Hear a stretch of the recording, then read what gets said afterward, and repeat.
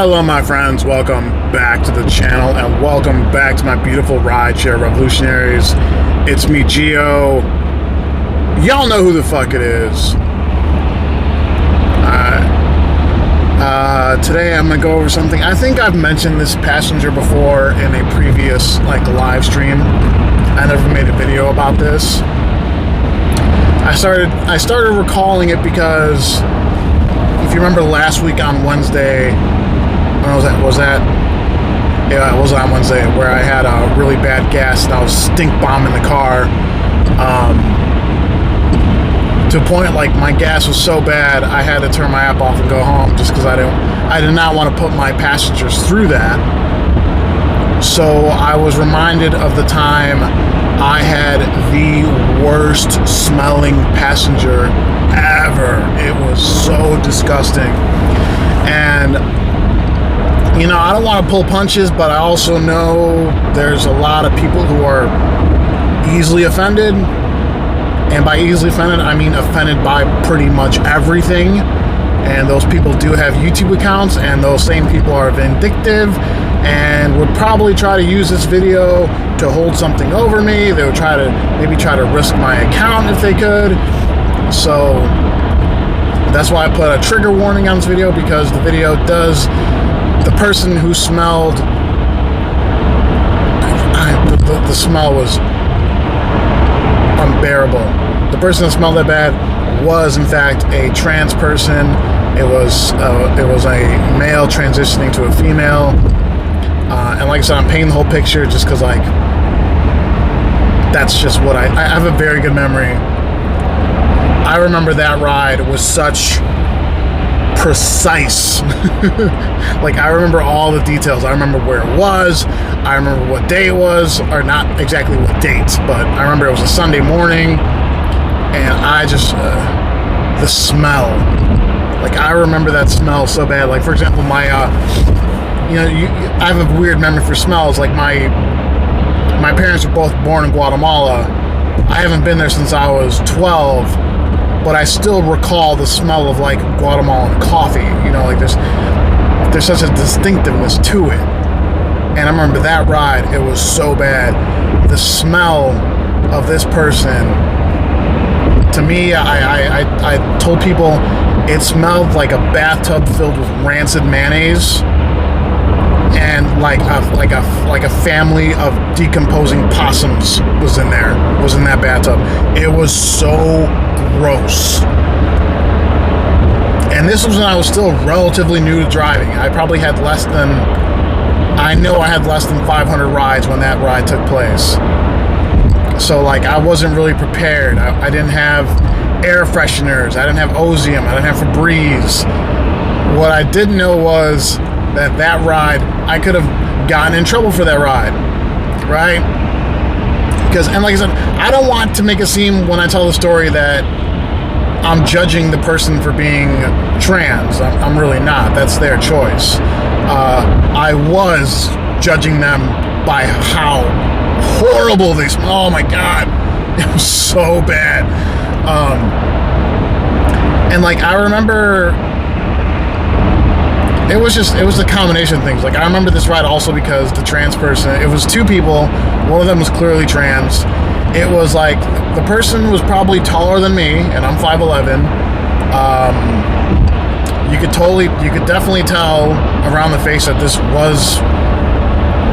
person was born a man. But then everything else was just a mess. I'm not an expert on this kind of stuff, but the implants, the breast implants, they look like they were. Okay, let me go back. If someone chooses transition, more power to you. If that's how you want to live your life, fine. Yeah, I'm not going to say it. It's not my place to say anything. But this person did not look like they were taking the Caitlyn Jenner route for transitioning. They didn't look like whatever the actress's name is on Orange is the New Black. They didn't look like they wanted the best transition possible that money can buy. This person looked like they were trying to transition on a Groupon budget. It was a rough transition, let's just say that. But as soon as they got in the car, I just remember and it was a hot summer day. It was like towards the end of July. And I remember they got in the car and I was just like, wow, oh. Like, couldn't even breathe. It was so bad. And then I remember it was like a 25-minute ride, right? And, you know, from doing comedy, you know, and being a 21st century American, I know that, like, on certain things you have to walk a very fine line. And with this person, I knew I had to, because every single time I would check a mirror in my peripherals, I would see the trans person just give me this, like, I would just see this kind of like directed at me, not like direct. That wasn't how they looked. It was every single time I would like check a mirror to my right, in the corner of my eye, I would see the stink bomb just. And I knew what that person was thinking. They're thinking that I'm judging them for being trans, which was not the case. I was judging them for fucking stinking in my car. And like, I have an overactive imagination, so I'm literally imagining. I am seriously I'm imagining. Oh, my thing's fucked up. I'm imagining, because I want to open up this window so bad, right? But I'm already imagining the argument that's going to take place if I open up this window, because this person looks like they're ready to call whatever.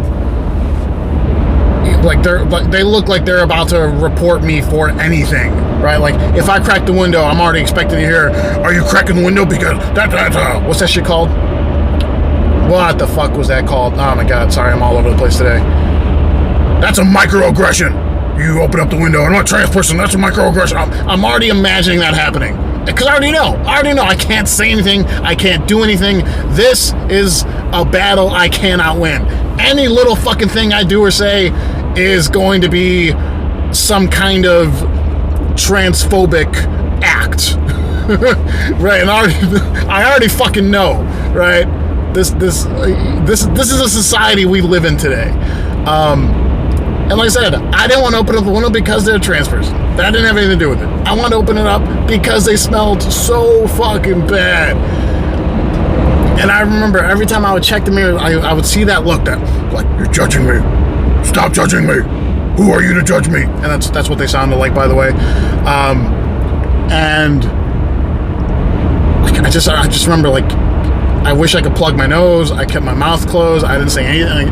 It was a quiet ride, other than the two in the back having that conversation, and I could not wait for that ride to be over. And I remember I think I got a stacked ping. This is all on Uber, by the way. I got a stacked ping. I remember on the way there, I rolled down the windows in my GMC, and I had to apologize because my car stank for the rest of the day. So I think I did 2 more rides after that ride, and then I stopped, got like a can of Febreze, and just Febreze the fuck out of my car. But my car stank that whole day. It was so bad. And I've seen those screenshots. I've seen people try to report, try to get cleaning fees for like body odors and stuff like that.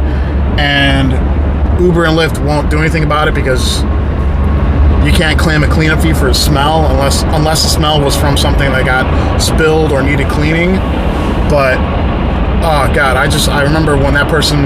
Have you ever smelled something so bad, like you caught like part of the stench cloud and you just want to throw up? That's how that felt like. Like, I remember it was putrid, and that's the worst smelling passenger I've ever had. And like I said, I want to repeat, I didn't make this video, like, the point of the video isn't the fact that like they smelled because they're trans. I'm not even saying that. I'm really not. All I'm saying is the worst smelling passenger I've ever had happened to be a trans person. If this was a non-trans person, whatever that, I mean, I don't even know about these fucking pronouns anymore. If it was someone who never transitioned, because if I say a regular person, oh yeah, it's transphobic. Yeah, I already know. So, like I said, it was an uphill battle. It really was. It was. I knew, like, If I would have canceled the ride based on how they smelled, I would have gotten a fucking, I would have gotten some kind of complaint. If I rolled down the windows, that would have been a microaggression. You know, I'm literally imagining, as this ride's going on, I'm imagining like reading my news in reading my name in a news headline, like Uber driver, you know, transphobic Uber driver, you know, whatever, takes out aggression on trans passenger. I'm imagining all this shit going on, so I just bit my tongue, and I couldn't even plug my nose. And yeah, that ride was like 19,000 rides ago, but I still randomly think about it. I mean, overall, it's a funny memory now, but in the moment, sucked. Horrible. But, alright guys, that's all I got for this one. Let me know if you've ever had really stinky passengers before, and how you overcame that situation. But yeah, wild shit. Alright guys, everyone stay safe, stay driven, stay classy. I'll talk to you next time. Bye-bye.